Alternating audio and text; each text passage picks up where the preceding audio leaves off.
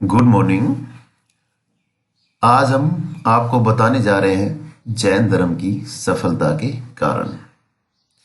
बच्चों, पहले हमने देखा है कि जैन धर्म जो उसके वास्तविक संस्थापक थे महावीर स्वामी, उसका जीवन परिचय देखा, बहुत अच्छे से देखा।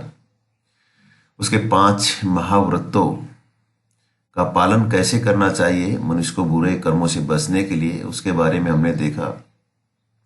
3 रत्नों का हमने वर्णन किया था, सम्यक दर्शन, सम्यक ज्ञान, सम्यक चरित्र का। उसके बारे में आपको बताया गया था और बताया गया था कि जैन धर्म में अहिंसा और तपस्या पर बहुत ज़्यादा बल दिया जाता है। जैनों के अनुसार गृहस्थावस्था में रहते हुए भी पापों से बचना और निर्वाण की प्राप्ति करना संभव नहीं था, ये भी बताया गया था। इसके लिए सन्यासी का कठोर जीवन और आचरण आवश्यक बना दिया गया था। तो यहाँ कठोरता कहीं न कहीं देखने को मिलती थी। दूसरा कहा था कि वैदिक धर्म के कर्म कांडों और आडंबर युक्त स्वरूप और पुरोहितों एवं यज्ञों की आवश्यकता को मानने से भी जैनों ने इनकार कर दिया था। ईश्वर में भी उनकी आस्था नहीं थी, यह आपको ध्यान रखना है बहुत, क्योंकि वो लोग जिनको ही सबसे बड़ा देवता मानते थे।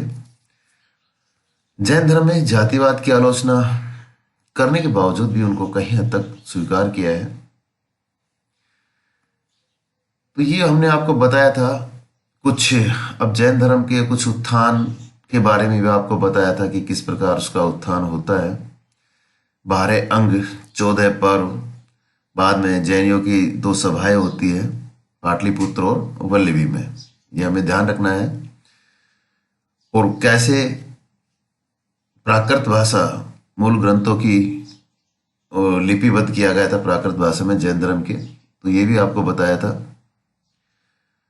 और बहुत से शासकों ने किस प्रकार इसको श्रेय दिया, जिसमें हम उदयन, चंद्रगुप्त मौर्य ऐसे नामों को गिना सकते हैं। तो कुल मिला के कह सकते हैं कि मौर्य और गुप्त काल तक जैन धर्म पूर्व में उड़ीसा से श्रीलंका और पश्चिम में मथुरा तक फैल चुका था, क्योंकि यहाँ से हमें काफी अवशेष भी प्राप्त हुए हैं।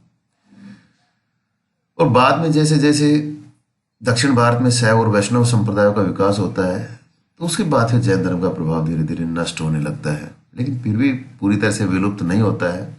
और आज भी जैन धर्म के जो समर्थक है दक्षिणी भारत में भी काफी बड़ी संख्या में विद्यमान है। तो यही सब कुछ हमने अभी तक जैन धर्म के बारे में देखा था। और आज हम आपको शुरुआत करने वाले हैं कि आखिर क्या जैन धर्म की क्या रहा सफलता के कारण जो वो आज तक चला आ रहा है। तो यहां हम देखते हैं कि महावीर स्वामी के जीवन काल में ही और उसकी मृत्यु के पश्चात भी जैन धर्म का प्रसार भारत में होता रहा। जैन धर्म की सफलता और विकास में कुछ कारण थे जिनका हम यहाँ योगदान कह सकते हैं, और उसमें सबसे महत्वपूर्ण कारण था जो उस समय तत्कालीन राजवंशों का समर्थन। क्योंकि जैन धर्म की सफलता के लिए कुछ सीमा तक स्वयं महावीर का एक राज परिवार से संबंध होना भी उत्तरदायी था, क्योंकि महावीर के उपदेशों और उनके अभिजात्य कुल में उत्पन्न होने से प्रभावित होकर क्षत्रिय राजाओं ने उनके उपदेशों को उत्साहपूर्वक ग्रहण किया और उनके समर्थक बन गए। सबसे महत्वपूर्ण यही था कि चूंकि वो एक राज परिवार से था महावीर स्वामी, और चूंकि वो अभिजात्य कुल में उत्पन्न हुआ था, तो उसको कहीं ना कहीं क्षत्रियों ने उसको स्वीकार किया और बड़े उत्साहपूर्वक उनके उपदेशों को ग्रहण किया, और कट्टरता से वो लोग समर्थक उसके बन गए। कुछ जैन ग्रंथों से भी ज्ञात होता है कि जो वज्जी संघ थे उसके प्रधान चेटक एवं अवंती का राजा प्रद्योत अपनी 8 रानियों के साथ महावीर का अनुयायी बन गया था। तो उस समय वज्जी और अवंती बहुत महत्वपूर्ण महाजन पद हुए करते थे, तो उनके राजा का महावीर का अनुयायी बनना बहुत बड़ी बात थी। अन्य जैन ग्रंथ जैसे उत्तरायण, धन सूत्र, इनसे भी पता चलता है कि बिंबिसार, अजातशत्रु जैसे मगध के शक्तिशाली शासकों, कौशांबी नरेश की रानी मृगावती, सिंधु सोवीर के राजा उदयन, पावा के मल्ल, इन सभी ने भी महावीर की सदस्यता स्वीकार की, उनके समर्थक बन गए। उसके बाद हम देखते हैं कि चंद्रगुप्त मौर्य ने दक्षिण भारत में और चेदी वंशीय शासक खारवेल ने उड़ीसा में भी इसका प्रसार किया। हम पहले भी बता चुके हैं कि खारवेल का हाथी गुम्फा अभिलेख बहुत महत्वपूर्ण है, और उसमें हमें उज्जैन के बारे में पता चलता है कि उज्जैन ने जैन धर्म ग्रहण किया था, जैन धर्म का समर्थक था। तो इन शासकों को जैन धर्म को मान्यता देने के परिणाम स्वरूप उन राज्यों की जनता और अभिजात वर्ग के बीच में एक नए धर्म की लोकप्रियता काफी बढ़ गई। तो यहां हम इतना बिल्कुल बता सकते हैं कि उस समय के जो तत्कालिक शासक थे, इसमें काफी नाम भी गिनाए गए हैं, चाहे वो अवंती के राजा प्रदोत हो, वज्जी के जो शासक है वो चेटक हो। तो वो लोगों ने अपने कुछ सदस्यों के साथ महावीर के अनुयायी बने। उसके बाद फिर महत्वपूर्ण शासक आए हैं, अजातशत्रु हो या बिंबिसार हो, उदयन हो, और बाद में चंद्रगुप्त मौर्य के बारे में तो आपको बताया था कि किस प्रकार भद्रबाहु के साथ वो दक्षिण भारत जाता है और सुमेल गोला में केवल की प्राप्ति करता है। तो कहीं ना कहीं चंद्रगुप्त मौर्य का दक्षिण भारत में जाना, वहां जैन धर्म की शुरुआत एक मानी गई है वहां पर। तो इन शासकों का बहुत बड़ा योगदान हम जैन धर्म के प्रसार में मान सकते हैं। दूसरा, वैश्यों का समर्थन। वैश्य जो आपने हम पहले बताते आ रहे हैं उत्तर वैदिक काल से, ब्राह्मण, क्षत्रिय, वैश्य और शूद्र। तो उसमें वैश्यों का रोल भी हमने आपको बताया था। तो यहां पर हम देखते हैं कि वैश्यों का समर्थन जैन धर्म को मिलता है। तो नए धर्म को लोकप्रिय बनाने और उसको सफल बनाने में इस वर्ग का बहुत बड़ा योगदान रहा है। अब जैन धर्म ने वस्तुतः नवीन आर्थिक व्यवस्था के अनुरूप ही अपने को ढाला था। हिंसा पर प्रतिबंध लगाने से नवीन कृषि प्रणाली को लाभ पहुंचा, पशुधन का हनन रुक गया और कृषि का उत्पादन बढ़ गया। इसका परिणाम यह रहा कि व्यापार वाणिज्य, नगरों का उदय हुआ, सिक्कों का प्रचलन होता है, कर्ज और सूद की प्रथा और नागरिक जीवन का विकास संभव हो सका। इस नए आर्थिक परिवर्तन से सबसे अधिक लाभ कृषकों, कारीगरों और व्यापारियों को ही था। अतः इस वर्ग ने नए धर्म की अभिवृद्धि में गहरी रुचि ली और आर्थिक सहायता भी काफी हद तक इस धर्म को प्रदान किया। तो यहां पर हम देखते हैं कि वैश्यों का काफी बड़ा योगदान रहा था इस धर्म को आगे बढ़ाने के लिए, क्योंकि जब तक आर्थिक विकास, आर्थिक संबल नहीं मिलेगा किसी भी धर्म को, उस धर्म को आगे बढ़ाना इतना आसान नहीं होता है।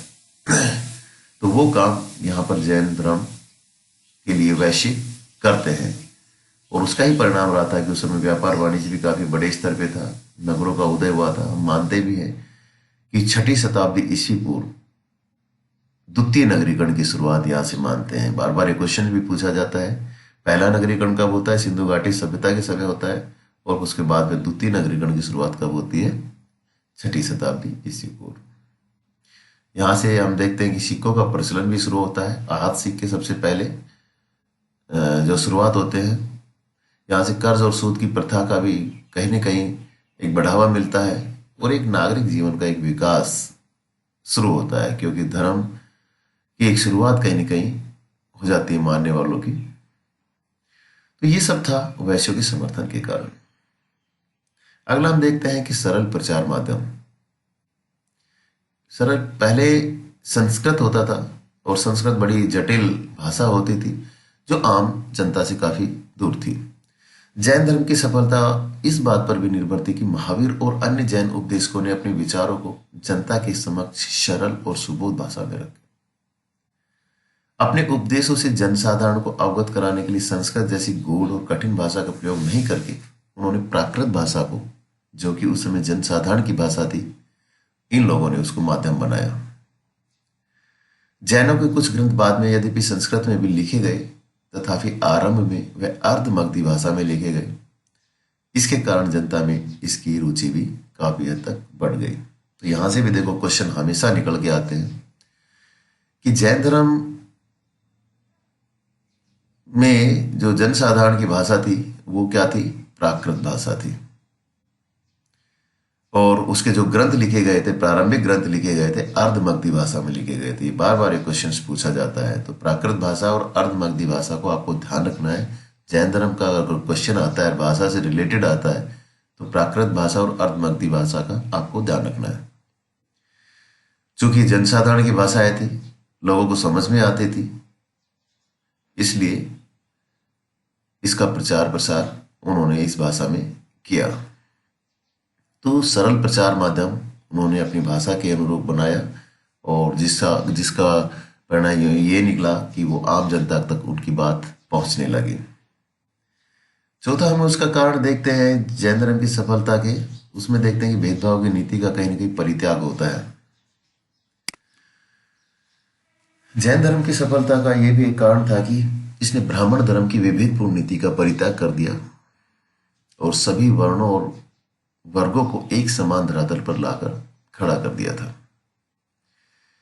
क्योंकि यहां पर ब्राह्मण धर्म के विरोध के रूप में जैन धर्म का कहीं ना कहीं विकास होता है, क्योंकि उसकी एक जटिल धारणा रही थी ब्राह्मण धर्म की, और जैन धर्म कहीं ना कहीं सभी वर्णों के लिए समान रूप से व्यवहार करता था। तो इससे भी इसको बढ़ावा मिलता है।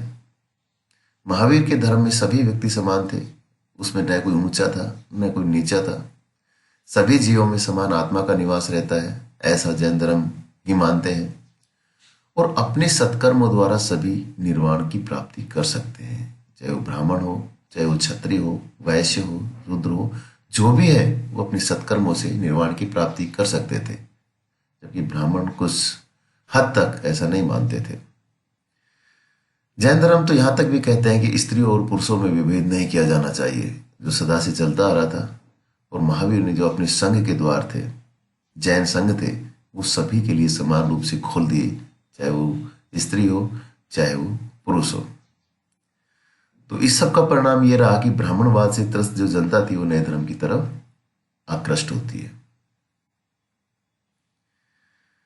तो ये था आपका एक जो ब्राह्मण धर्म की विभेदपूर्ण नीति थी उसके कटाक्ष के रूप में सभी वर्णों का समान धरातल पर लाना, तो सभी व्यक्ति जिसमें समान हो, कोई भेदभाव नहीं। अगला देखते हैं जैन धर्म का व्यवहारिक स्वरूप भी था, क्योंकि इसमें ब्राह्मण धर्म की तरह आडंबरपूर्ण कुछ नीतियां नहीं थी, यज्ञ वगैरह कर्मकांड वगैरह कुछ नहीं था। इस धर्म में आस्था रखना भी बहुत सरल था और निर्वाण की प्राप्ति के लिए न तो पुरोहितों की माध्यम की जरूरत थी और न ही यज्ञ और बलि की जरूरत थी। बिना किसी विशेष झंझट के 5 महाव्रतों और त्रिरत्नों का पालन कर मनुष्य निर्वाण प्राप्त कर सकता था। तो यद्यपि जैन भिक्षुओं के लिए धर्म के नियम काफी कड़े थे, तथापि जनसाधारण के लिए ये नियम कठिन नहीं थे। अतः जनता ने नए धर्म का कहीं न कहीं स्वागत भी किया। यहां पर देखो आपको बताया गया कि जैन भिक्षु थे, वहां पर जो रहते थे उनके लिए कहीं न कहीं बहुत कड़े नियम रखे गए थे, लेकिन जनसाधारण के लिए इतने कड़े नियम उस समय नहीं थे। तो एक व्यवहारिक रूप जैन धर्म का यहां हम देख सकते हैं। अगला देखते हैं जैन संघ, इनका योगदान भी रहा था इसको बढ़ाने के लिए। जैन धर्म के प्रचार में जैन संघ की भी बहुत महत्वपूर्ण भूमिका रही, जो जिनकी स्थापना हम महावीर से पहले भी देख चुके हैं, चाहे वो पार्श्वनाथ हो, ऋषभदेव हो, लेकिन उसको बहुत व्यवस्थित ढंग से जो स्वरूप दिया वो महावीर ने दिया और उसका प्रचार भी महावीर के समय बहुत ज्यादा हुआ। संघ के द्वार सभी के लिए खुले हुए थे और इसमें किसी का भी प्रवेश वर्जित नहीं था। तो संघ में कोई भी स्त्री या पुरुष या किसी भी वर्ण के व्यक्ति आ सकते थे, यहां तक कि ब्राह्मणों को भी इसमें शामिल किया गया था। इसके सदस्य संयम और नियम पूर्वक जीवन व्यतीत करते हुए धर्म का प्रचार करते थे। उनका जीवन बहुत ही सहज होता था, संयमित होता था और कठोर जो नियम एक बना रखा था उन्होंने जैन संघ में, उसका पालन भी करना पड़ता था। तो इससे भी नए धर्म की लोकप्रियता काफी बढ़ती है। प्रारंभ में हम देखते हैं कि यद्यपि जैन धर्म का तेजी से प्रचार होता है, तथापि ये बौद्ध धर्म जैसी स्थिति प्राप्त नहीं कर सका और बाद में इसका पतन होने लगता है और ये क्षेत्र विशेषकर सिमट कर रह जाता है। लेकिन फिर भी आज ये बड़े स्तर पे इसका मुकाम है भारत में, और कई स्टेट तो ऐसे हैं जहां पर जैन धर्म को बहुत ज्यादा बढ़ावा दिया जाता है। तो यहां पर हमने देखा है कि जैन धर्म का जो सफलता के कारण है और महावीर के जीवन काल में ही और उसकी मृत्यु के पश्चात भी जैन धर्म का किस प्रकार भारत में प्रचार प्रसार होता है और किस प्रकार उसकी सफलता और विकास में किन किन कारणों ने योगदान दिया था, उस सब के बारे में आपको बताया। चाहे वो जैन संघ का योगदान हो, जैन धर्म का व्यवहारिक पक्ष हो, उसका जो प्रचार है वो प्राकृत भाषा या अर्धमगधी भाषा में जो प्रारंभिक ग्रंथ लिखे गए थे, तो वो भी एक बड़ा कारण रहा है। वैश्यों का समर्थन मिलना जैन धर्म के लिए बहुत अच्छा संकेत रहा। और हम देखते हैं कि वहां पर जो तत्कालीन राजवंश थे, महत्वपूर्ण शासक थे, तो उन लोगों ने भी जैन धर्म को यहाँ पर कहीं न कहीं बढ़ावा दिया था। तो ये सब था जैन धर्म की सफलता के कारण। Thank you.